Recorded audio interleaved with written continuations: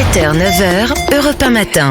8h39, vous écoutez Europe 1 matin avec Dimitri Pavlenko jusqu'à 9h. Place à votre signature Europe 1. Bonjour Génie Bastier. Bonjour à tous. Vous nous parlez ce matin d'un contentieux entre la région Île-de-France et la ville de Saint-Denis au sujet du nom d'un lycée. Il s'appelait Angela Davis. Il a été rebaptisé Rosa Parks. Oui, c'était en 2023 après les émeutes de banlieue. Valérie Pécresse et le Conseil régional d'Île-de-France avaient décidé de débaptiser le lycée Angela Davis à Saint-Denis, qui s'appelait comme ça depuis 2018.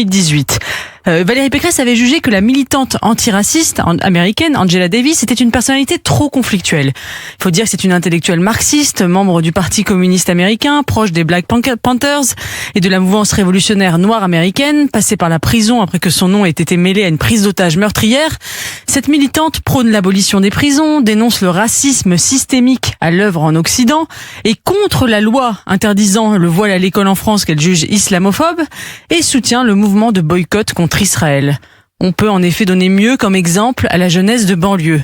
3 ans plus tard, donc en juin 2026, le tribunal administratif de Montreuil a annulé cette décision que le conseil régional propose donc de voter à nouveau. Oui, Valérie Pécresse a eu raison, vous pensez, de vouloir changer le nom de ce lycée ? Oui, tout à fait. Comme je disais, c'est pas un très bon exemple. Ce qui m'a davantage étonné, c'est qu'elle choisisse pour remplacer Angela Davis le nom de Rosa Parks. Alors, cette militante américaine des droits civiques est connue notamment pour s'être opposée à la ségrégation raciale pratiquée dans son pays en refusant de céder sa place à un passager blanc dans un bus. Quelle que soit l'admiration universelle que peut susciter son geste courageux et héroïque, on peut trouver dommage que la droite francilienne n'ait aucun autre nom à proposer aux jeunes de Saint-Denis. Il est curieux de demander à des élèves marqués par l'immigration de s'identifier à l'histoire raciale nord-américaine qui n'a rien à voir avec notre histoire et alimente le ressentiment victimaire. Mais alors, cette histoire de nom de lycée, de collège, dit-elle quelque chose d'important, Génie ? Écoutez, moi je suis un peu affligée par le manque d'imagination et le conformisme de la droite française. Rappelons que 82 lieux en France portent aujourd'hui le nom de Rosa Parks.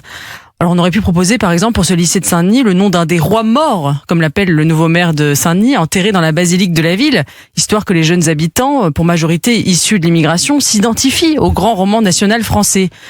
Et si on voulait à tout prix donner un nom issu de la diversité, comme on dit, pourquoi ne pas avoir donné celui du président du Sénat, Gaston Monnerville, du gouverneur du Tchad, rallié à la France libre, Félix Eboué, ou du compositeur Chevalier de Saint-Georges, figures françaises qui ont toutes les 3 moins de lieux à leur nom que la militante des droits civiques venue de l'Alabama.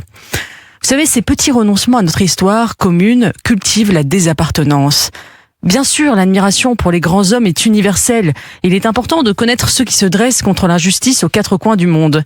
Mais la toponymie locale n'est pas un simple catalogue de vertus abstraites. Elle est un exercice d'identification et d'enracinement. Elle permet aux habitants d'un territoire de comprendre d'où ils viennent, dans quelles histoires ils s'inscrivent, dans quelle mémoire ils reçoivent en partage. À force de remplacer les figures françaises par des icônes américaines, on détruit les conditions mêmes de l'intégration. Signature Europe 1, Génie Bastier. Merci beaucoup, Génie. Dans un instant, sur Europe 1, reste avec nous la revue de presse d'Olivier Delagarde et Pascal Pro. À tout de suite.